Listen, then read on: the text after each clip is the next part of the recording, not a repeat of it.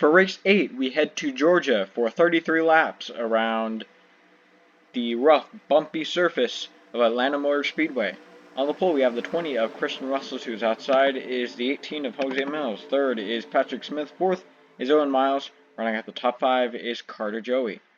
Rest of qualifying order on the left side of the screen as the pace car is in, getting set for 33 laps of racing. Green flag is out. Here we go.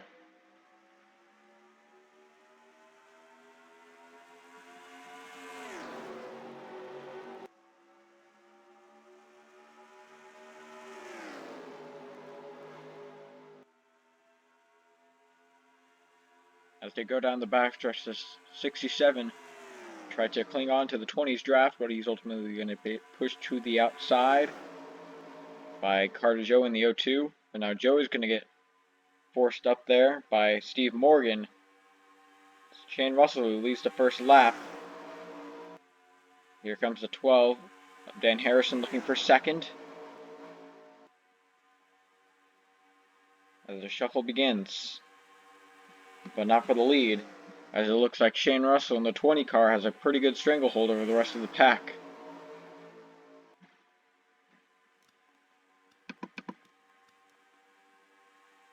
Mathis Wells is going to get up to the middle.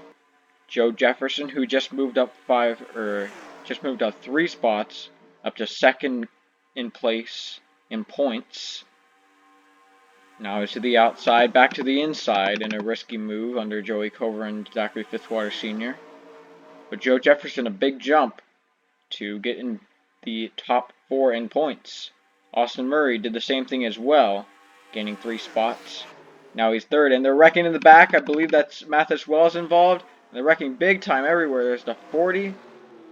And how are they going to merge back up into traffic? Pretty well. Stephen Colin is involved in this one. Dan Harrison, Mathis Wells. At the line, it's going to be Shane Russell and the 20, leading them to the line.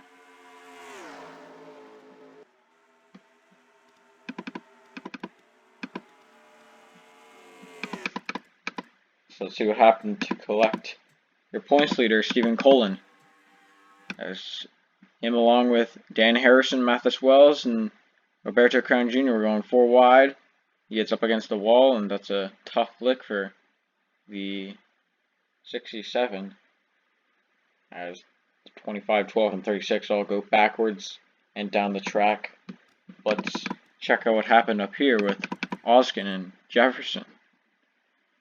As Jefferson trying to also hang on in points. It looked like the 11 might have gotten sideways, and that forced him into the 40. We'll have to check that out again. Maybe do a different camera angle. Here they are. They're getting checked up for the action, and it looks like he got under the 31. The 22 got under him, and they go spinning on the apron. 31 saves it, and the 11, he gets pushed straight by the 40, but it's not without its consequences. Now he has rear end damages. The 40 also goes around, giving Jay Jefferson and Carter Joey some damage.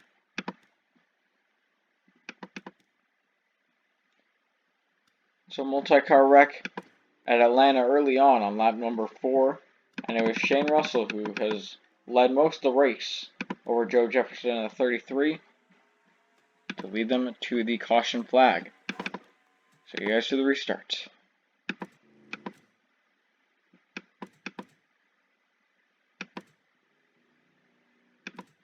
There's the one to go. It'll be the 40 of Simon Oskin starting on the inside, and here are the cars that are... Oh, no one's out, but it's just Simon Oskin on the inside, 1 lap down. Top 5 coming to line are Shane Russell, Joe Jefferson, Carter Friesen, Jose Mills, and Murray Upton. As the pace car dives in. Back racing here at Atlanta.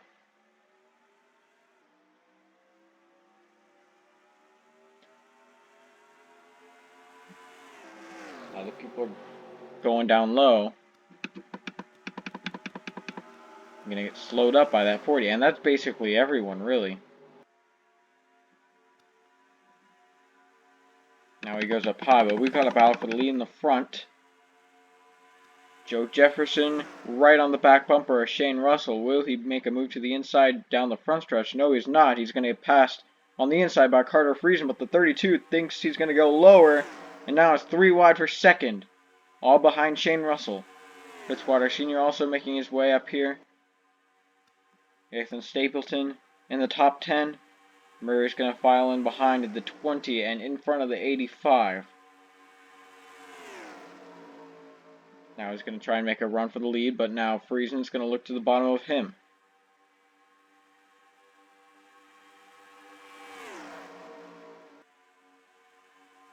Through 1 and 2. It's Friesen running lower than Shane Russell. But will it be enough for him to try and make a move for the lead in the front straightaway?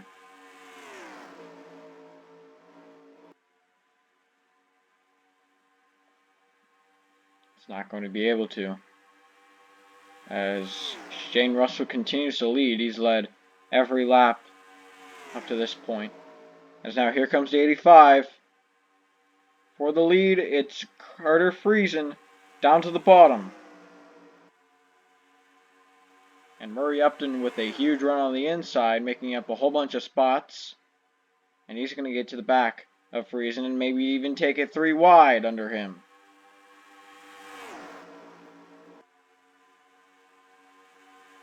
And now look at Cobra. He runs lower and now he goes to the inside. So now it's on for the lead. As we come to 20 to go pretty soon.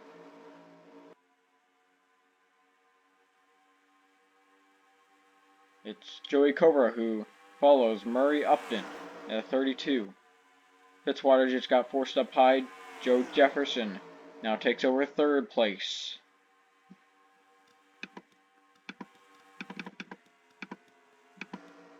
As we are most likely going to be catching lap traffic really soon, in fact. As let's just check again how far off the pace Oskin is. It's a good 20 miles an hour behind the leaders in terms of how fast they're going. But right now it's a 3-car breakaway with Murray Upton, Jay Jefferson, and Joey Cobra. But it seems like the pack is already caught up. But will this last for long? As once again, we will indeed catch lap traffic.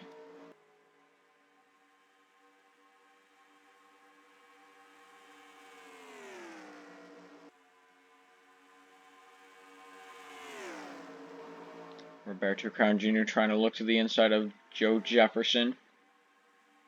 Here he goes to the inside.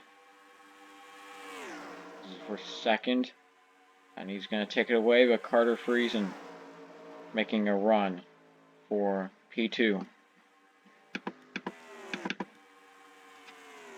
As we continue to run down, Sam Oskin in the 40 car, who is last in points, has not had the greatest of seasons.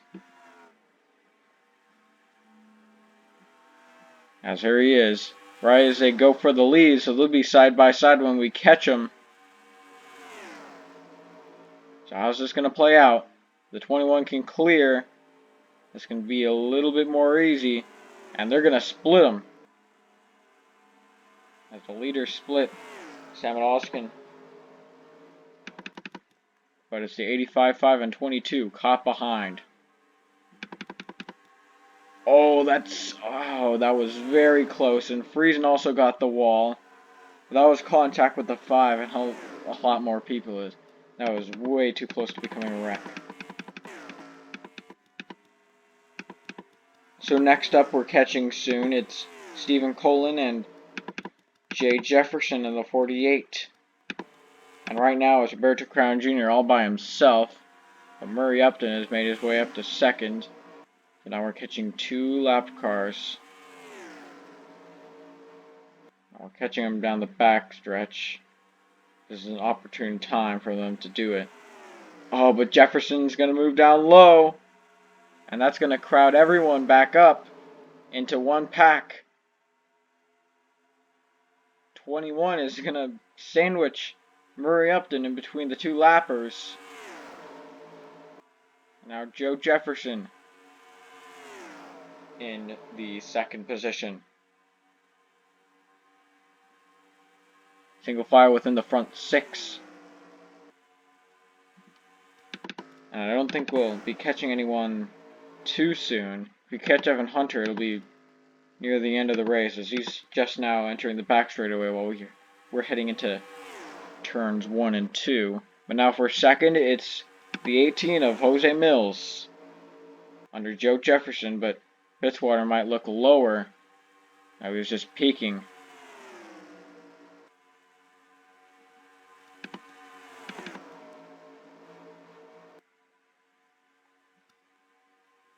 So Roberto Crown Jr., your leader, coming to 10 to go next time by. 4 trying to make up some spots.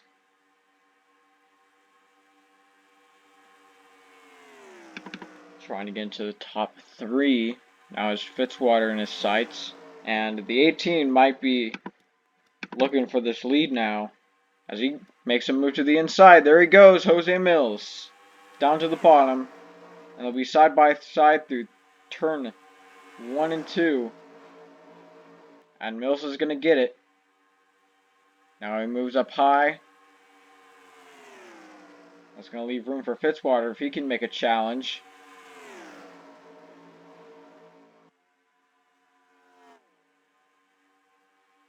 And Hunter's going to dive it down low. Jose Mills is not going to be able to block that. Well, yes, he is. Now it's going to force the 4 up high. Inside doesn't have nearly the amount of help that the outside does, and that's going to allow the 4 to catch the draft off the 18, and now it's going to make a run for the lead. Not quite. This will be the time to do it if he's going to. He's going to have another shot down the backstretch, but now he's going to pull inside.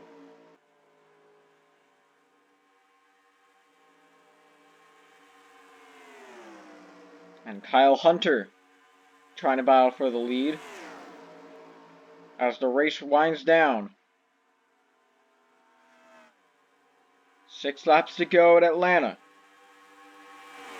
Joe Jefferson has been pretty much second for most of the race, but hasn't been able to take the lead. As we catch Evan Hunter these next few turns. How about Oskin? No, we're going to catch him as well. Sorry, as the pack just starting getting bunched back up again. Going to catch 2 lap cars at once. And they're going to be 4 wide while doing it. This spells trouble, but they get it sorted out. And now Kyle Hunter to the outside, and he's going to be the big gainer from this as the other lap cars completely halt the field. Anyone else? Wells, Harrison, but I don't think it'll be enough time to catch them. But most of the times I've said that, I've been wrong. As they head down the backstretch and we head through turn 2. Kyle Hunter, 201 miles an hour down the straightaway, and these guys going about the same speed, but they're damaged. Oh, the yellow, and that's going to end it. Kyle Hunter wins.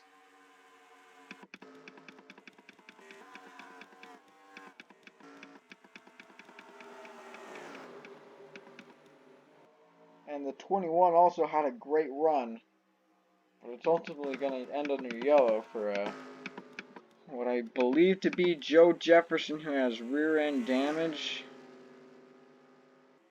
I'll have to check this out. The race ends under yellow.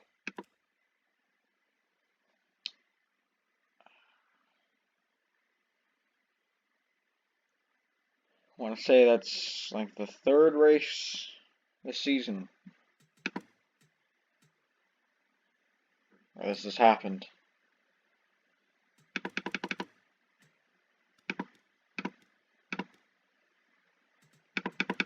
Okay, so it happened over here. It was on the backstretch.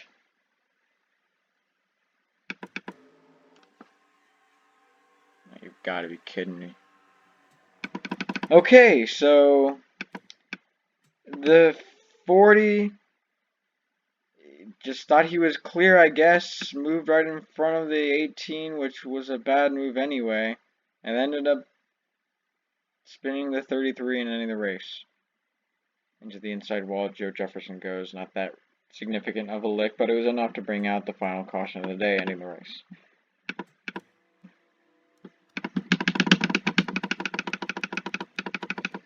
So Kyle Hunter, 29th in points, is going to get it done. Hopefully this will be a resurgence for him, as he has not had the greatest of seasons like Simon Oskin, but they're going to come up on complete opposite sides of the spectrum. As Kyle Hunter will come out of Atlanta a winner.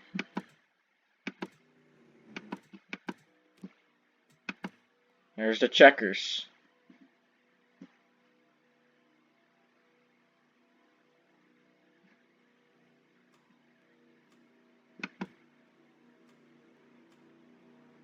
Kyle Hunter places first in this race cut short. Second was Roberto Crown Jr., who's going to have a field day after losing his spot in fourth in the points. Carter Friesen is going to get third, Murray Upton fourth, and Joey Kovar rounds out the top five. Eric Olson sixth, Austin Murray seventh, Josh Harrison eighth, Nathan Stapleton ninth, and Anton Trebois finishes 10th. Rest of the finishing order on the left side of the screen, it was Joe Jefferson at 33 who would have had a monopoly if it were not for him getting spun late in the going. But ultimately that happened, and the reason I say that is because Stephen Colin was also involved in an accident. So 8.25 average finish, probably not going to last, which is unfortunate because that was building up to be one of the greatest seasons.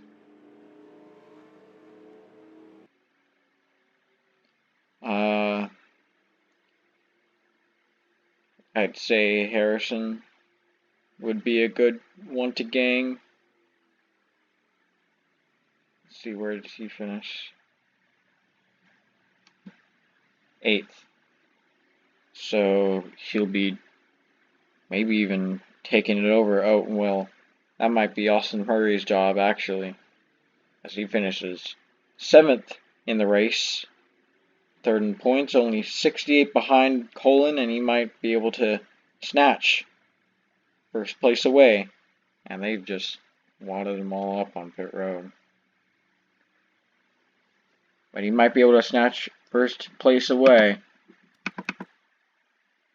and attempt to get his second NROL Cup Series title. And yeah, I have no idea what's going on back there. That'll do it for race number 9 of the Android Cup Series, season number 7. Let's take you guys to victory lane with the A4 of Kyle Hunter.